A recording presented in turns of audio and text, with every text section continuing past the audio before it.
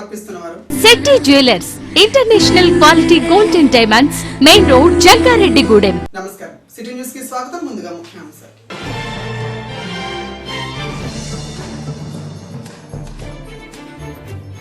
పెద్ద నోట్లు రద్దు చేస్తూ మోడీ తీసుకున్న నిర్ణయం సామాన్యుల క్షేమం. సిపిఐ న్యూ డెమోక్రసీ ధర్నా.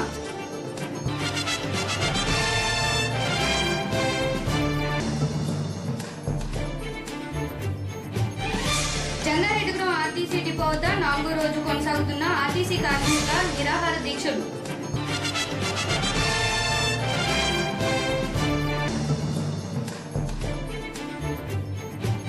మంగళవారం సందర్భంగా గుడివాగూడెం శ్రీ మద్ది క్షేత్రానికి పోటెత్తిన భక్తి జనం.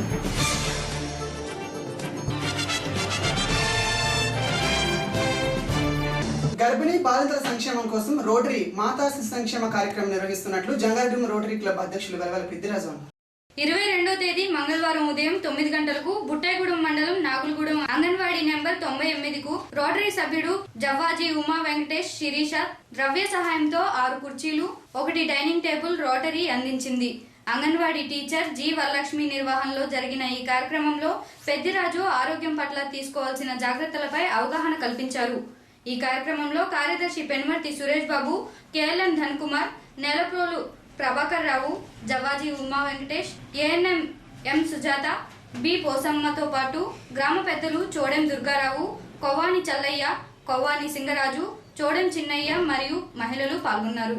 రోడ్డు ప్రమాదంలో తీవ్రంగా గాయపడి చికిత్స పొందుతున్న విద్యార్థికి మంగళవారం జంగారెడ్డిగూడెం వారధి ట్రస్ట్ ఆధ్వర్యంలో ఆర్థిక సహాయాన్ని అందజేశారు. జంగారెడ్డిగూడెం ఛత్రపతి శివాజీ డిగ్రీ కళాశాలలో చదువుతున్న రాజశేఖర్ అనే విద్యార్థి రోడ్డు ప్రమాదానికి గురై తీవ్రంగా గాయపడ్డాడు. రాజశేఖర్ ప్రస్తుతం విజయవాడ ఆసుపత్రిలో ఐసీయూలో ఉంచి చికిత్స నిర్వహిస్తున్నారు. ఈ విద్యార్థి పరిస్థితి చూసి చలించిన బయన్గూడెంకు చెందిన ఛత్రపతి సేవా సమితి అధ్యక్షులు వెంకటరాజ్ నాటకశాల 10,000 రూపాయల ఆర్థిక సహాయాన్ని వైద్య ఖర్చుల నిమిత్తం అందజేశారు. చికిత్స పొందుతున్న రాజశేఖర్ పరిస్థితి విషమంగా ఉండడంతో వైద్యానికి అధిక మొత్తంలో ఖర్చు అవడంతో స్పందించిన స్నేహితులు దాతల నుంచి విరాళాలు సేకరిస్తున్నారు. విద్యార్థులు చేస్తున్న దాతృత్వంపై వారధి ట్రస్ట్ అధ్యక్షులు వలవల తాతాజీ, ఎంపీటీసీ కనపర్తి లక్ష్మీ ధన్కుమార్, చింతల నానిలు అభినందించారు. ఈ కార్యక్రమంలో పారేపల్లి నరేష్, నెలపోలు ప్రభాకర్, జవ్వాజీ వెంకటేష్, కటారి వాసు, కట్టా గోపి, ఇల్లా హేమంత్, శ్రీను, బసవరాజు, ఎన్డి ప్రసాద్, నవీన్లు పాల్గొన్నారు. జంగారెడ్డిగూడెం గవర్నమెంట్ డిగ్రీ కాలేజీలో ఫస్ట్ ఇయర్ బీకామ్ చదువుతున్నటువంటి రాజశేఖర్ అనే విద్యార్థికి మన నర్సాపురం దగ్గర యాక్సిడెంట్కి గురై తీవ్ర గాయాలతో హాస్పిటల్లో జాయిన్ అయితే ఆ విద్యార్థులందరూ కూడా తోటి విద్యార్థులు ఎంతో కొంత ఆర్థిక సహాయాన్ని అందించి వాళ్ళ పేదరిక కుటుంబంలో ఉండటం వల్ల అతని ఆరోగ్య పరిస్థితి ఇబ్బందిగా ఉంటే వెంటనే ఇక్కడ వారధి ట్రస్ట్ వలవల తాతాజీ గారిని ఆ సభ్యుల్ని కలిస్తే వారు కొంత సహకరించి అలాగే బైనగూడెం గ్రామంలో ఛత్రపతి సేవా సమితి ఏర్పాటు చేసినటువంటి గౌరవ అధ్యక్షులు నాటకశాల వెంకటరాజు గారికి ఈ విషయం తెలిసి స్పందించి ఆయన రాజశేఖర్ అనే విద్యార్థికి ఈరోజు 10,000 రూపాయలు ఇచ్చారు.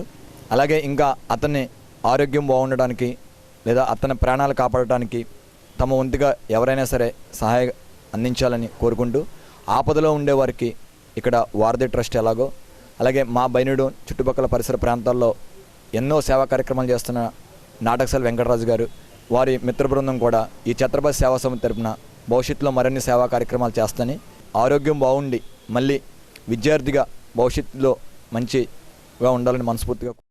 జంగారెడ్డిగూడెం అంబేద్కర్ భావజాల పోరాట సమితి ఆఫీసు నందు అత్యవసర కార్యకర్తల సమావేశాన్ని నిర్వహించారు. ఈ కార్యక్రమంలో జిల్లా అధ్యక్షులు కొర్లపాటి శ్రీనివాస్ పాల్గొన్నారు. ఈ సందర్భంగా ఆయన మాట్లాడుతూ ఒక వ్యక్తిని తిరస్కరించడానికి రాజ్యాంగంలో ఆర్టికల్ 14 ప్రకారం ఒక వ్యక్తిని తిరస్కరించకూడదని అన్నారు. బడుగు బలహీనులు పడుతున్న కష్టాలు, అవమానాలు ఒక దళిత ఉద్యమకారుడిగా ఆయనకు తెలుసన్నారు. ఆర్టికల్ 21 ప్రకారం ప్రతి వ్యక్తికి స్వేచ్ఛ, సమానత్వం, ప్రతి వ్యక్తి జీవన విధానం ప్రాథమిక హక్కుగా రాజ్యాంగంలో ఉందని అన్నారు. దీనిని ఎవరూ కాదనలేరని అన్నారు. ఆంధ్రప్రదేశ్ ఎస్సీ/ఎస్టీ చైర్మన్ కారెం శివాజీ నియామకం రాజ్యాంగబద్ధమైందని అన్నారు. ఆంధ్రప్రదేశ్ ముఖ్యమంత్రి నారా చంద్రబాబు నాయుడు సర్కారు పెద్ద మనసుతో ఆలోచించి అన్ని అర్హతలు ఉన్న కారెం శివాజీనే ఎస్సీ/ఎస్టీ చైర్మన్గా కొనసాగించాలని అన్నారు. అన్ని వర్గాల వారి సమస్యల పట్ల పోరాడిన ఉద్యమ వీరుడు కారెం శివాజీ అని అన్నారు. ఈ కార్యక్రమంలో ఎన్ చంద్రబాబు, వి సాయి కృష్ణ, ఎం ప్రశాంత్, పి అనిల్, జె రాజు, డి జేమ్స్, దళిత సంఘ నాయకులు, ప్రజా సంఘ నాయకులు పాల్గొన్నారు. పలు డిమాండ్ల పరిష్కారం కోరుతూ జంగారెడ్డి ఆర్టీసీ డిపో వద్ద ఆర్టీసీ ఎంప్లాయీస్ యూనియన్ ఆధ్వర్యంలో చేస్తున్న రిలే నిరాహార దీక్షలు మంగళవారం 4వ రోజు చేరుకున్నాయి. డిమాండ్ల పరిష్కారంపై చేసిన చర్చలు విఫలం కావడంతో దీక్ష కొనసాగిస్తున్నామని యూనియన్ నాయకులు తెలిపారు. ఈ శిబిరాన్ని రీజనల్ జాయింట్ కార్యదర్శి బీవీఎస్ రంగనాయకులు, డిపో కార్యదర్శి కేవీ రావు ప్రారంభించారు. ఈ చర్చల్లో యాజమాన్యం ఏకపక్షంగా వ్యవహరించడం వల్ల సమస్యలు పరిష్కారం కాలేదని అన్నారు.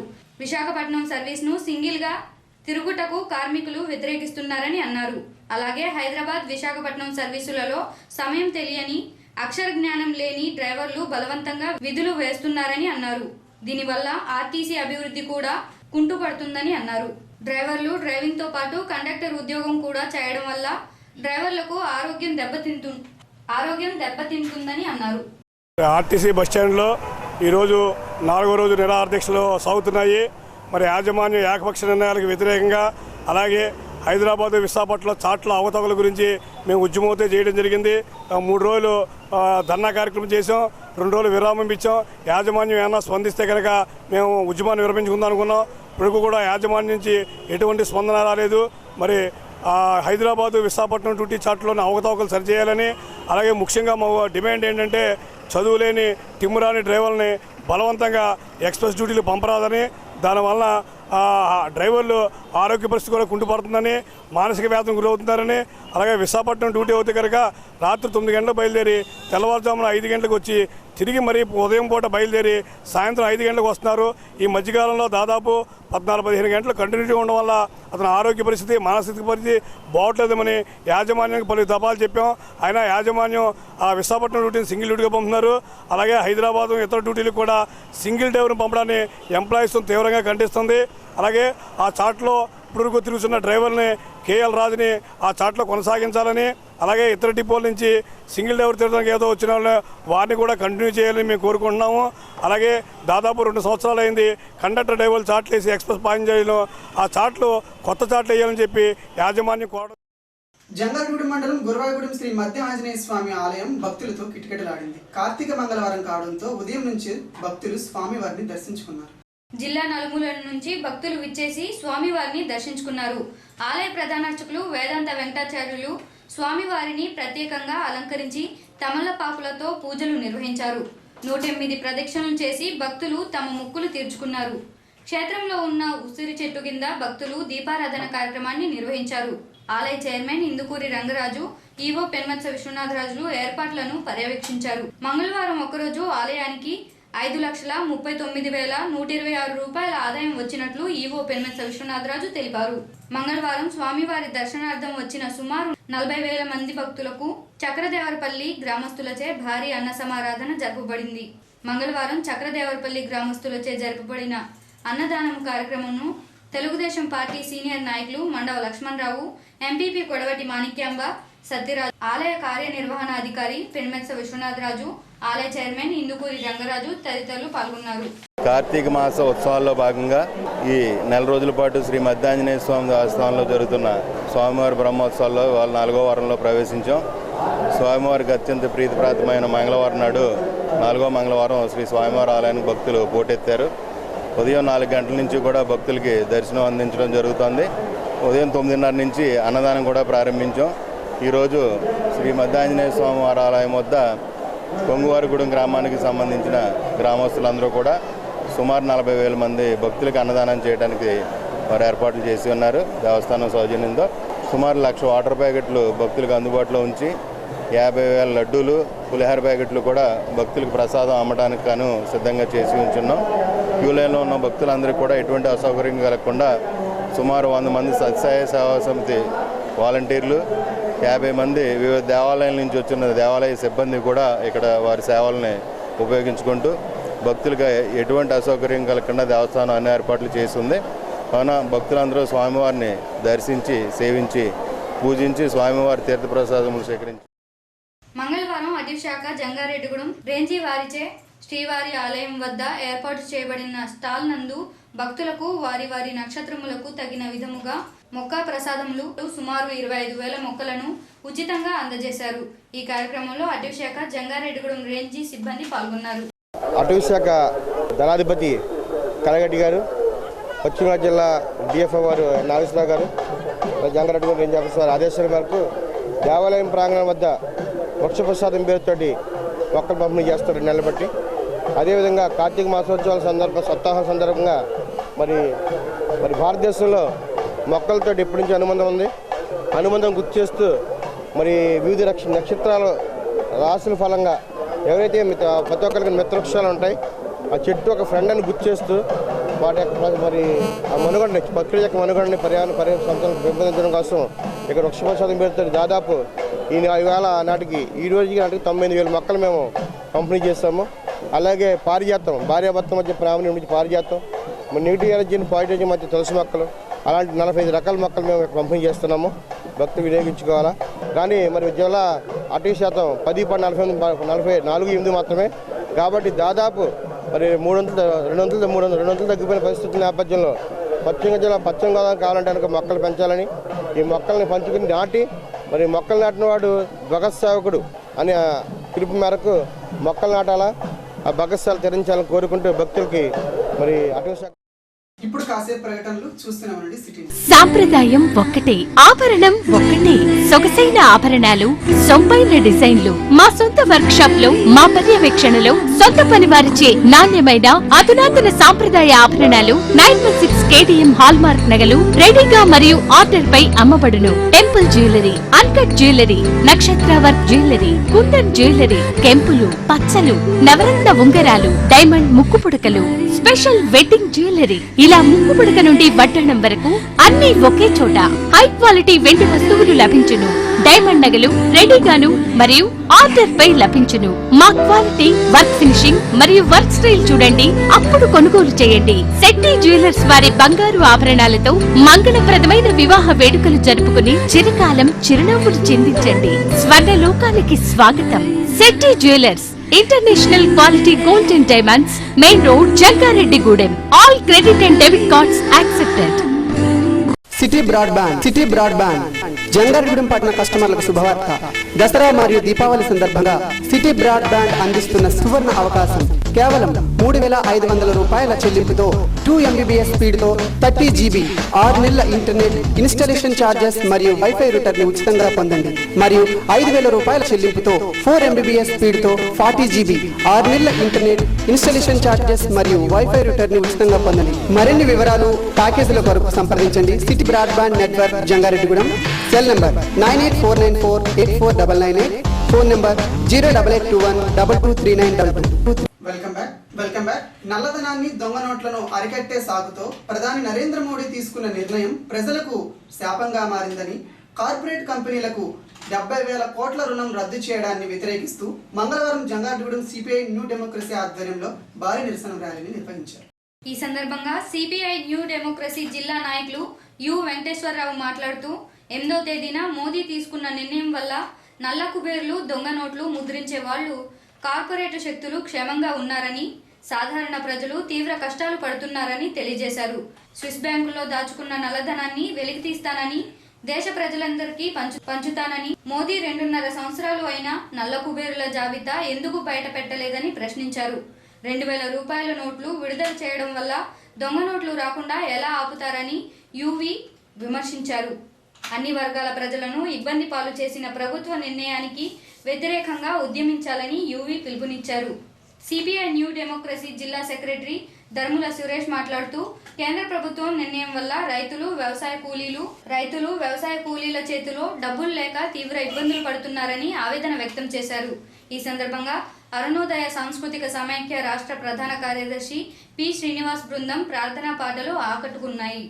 ఈ కార్యక్రమంలో ఐఎఫ్టియు జిల్లా అధ్యక్షులు KV Ramana, advocate U Yesubabu, AIKMS జిల్లా అధ్యక్షులు వి సుజన్న, పిఓడబ్ల్యూ నాయకులు V Bharati, P Lata, Aruna, PYL నాయకులు K Prasad, G Prasad, T Baburao, Lakshmi Ramana, S Kannapparaju, Govindaraju, IFTU నాయకులు CH Ramesh, P Nageswararao, Lonangi Chinnabbai, Bobbara Surendra Kumar, Kurram Chinna, Kannaiah, Guruguntla Gangireddy, S Challamma తదితరులు పాల్గొన్నారు.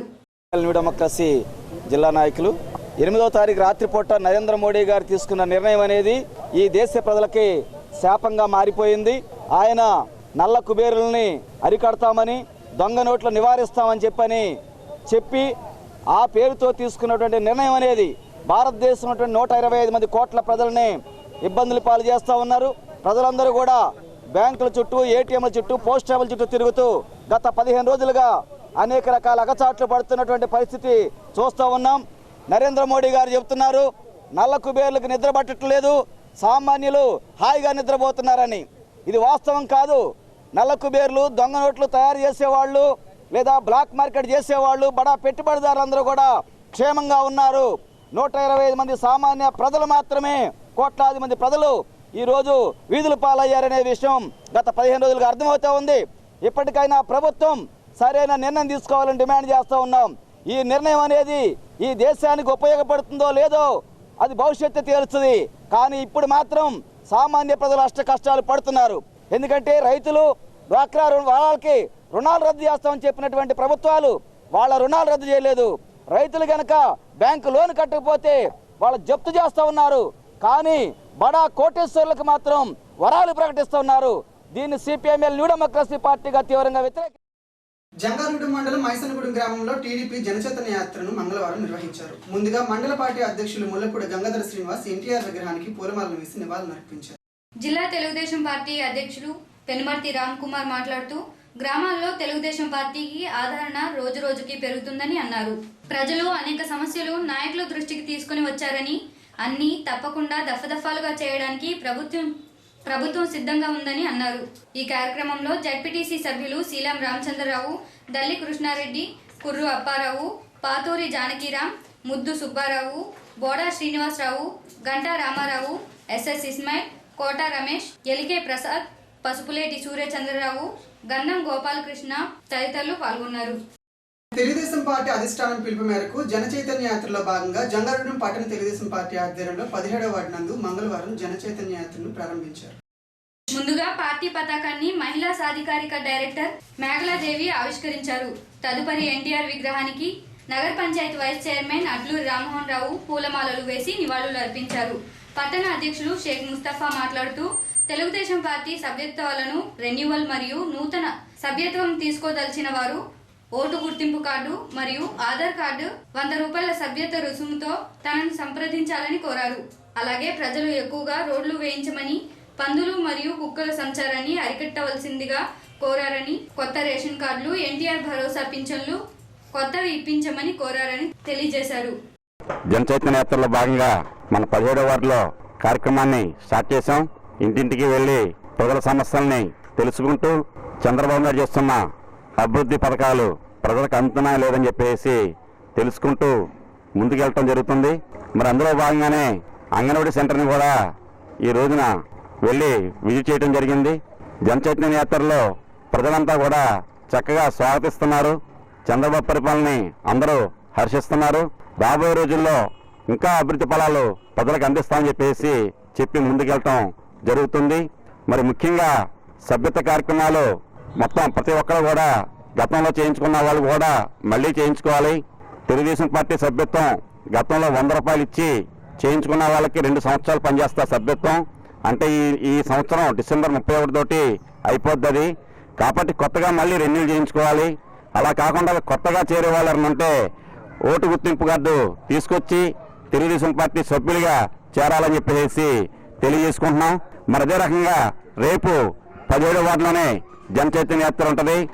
మన రామాలయం ఎదురుగుండా వీధిలో మన పైల నరసింహమూర్తి గారు ఇంటిగాడి నుంచి రేపు జనచైతన్య యాత్ర ప్రారంభమవుతుంది.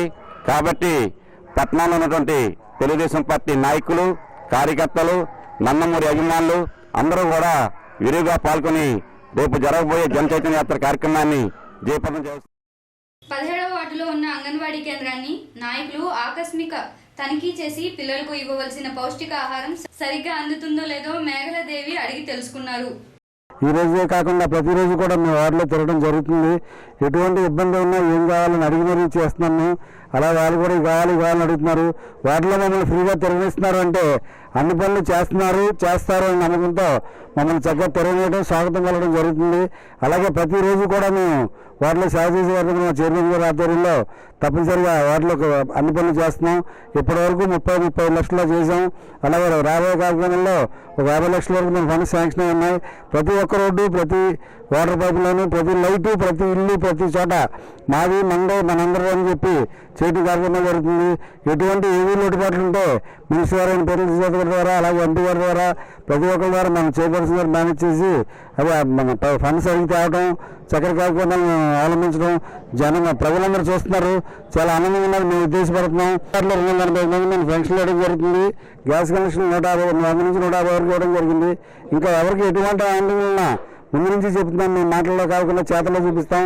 ఏ ఒక్కరికి ఏ ఆనందంగా ఉన్నా మమ్మల్ని కలిసి మాకు తెలియపరిస్తే, అలాగే టాయిలెట్లు కూడా గవర్నమెంట్ శాంక్షన్ చేయడం జరిగింది. ప్రతి ఇంటికి టాయిలెట్ కంపల్సరీ ఉండాలని మన జనచైతన్య యాత్రలో అవి కూడా ఒక ఇదిగా మీ అందరూ పాంప్లెట్లు పంచడం జరుగుతుంది.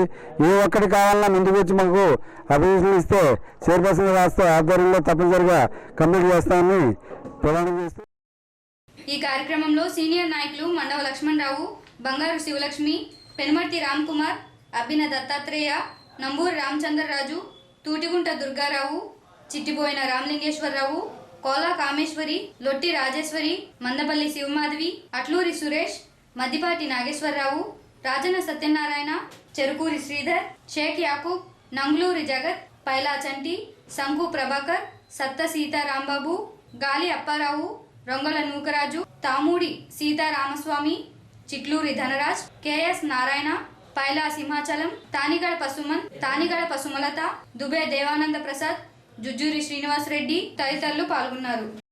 రాష్ట్రం అంతా కూడా జనచైతన్య యాత్రలో చాలా బాగా ప్రజల స్పందన లభిస్తుంది. మేము ప్రతి చోట కూడా అడుగుతుంటే నిజంగా మాకు 1000 రూపాయలు పెన్షన్ వస్తుందని చెప్పి వాళ్ళు ఒక పెద్ద కొడుకుగా మన చంద్రబాబు నాయుడు గారిని అనుకోవడం చాలా ఆనందం.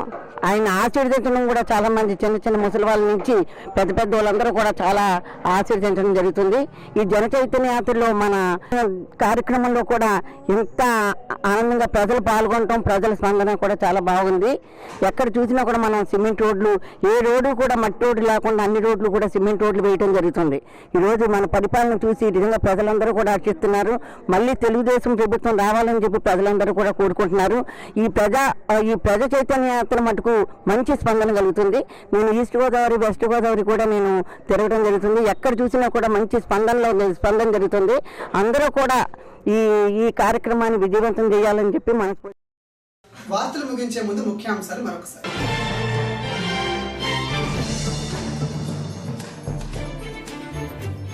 పెద్ద నోట్లు రద్దు చేస్తూ మోడీ తీసుకున్న నిర్ణయం సామాన్యులకు శాపం.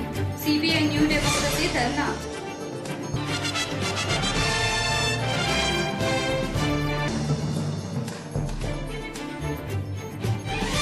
జంగారెడ్డిగూడెం ఆర్టీసీ డిపో వద్ద 4వ రోజు కొనసాగుతున్న ఆర్టీసీ కార్మికుల నిరాహార దీక్షలు.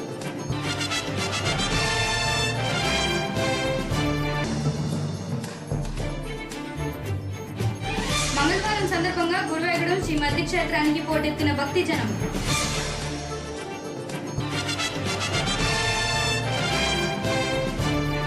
ఈ వార్తలు ఇంతటితో సమాప్తం. నమస్కారం.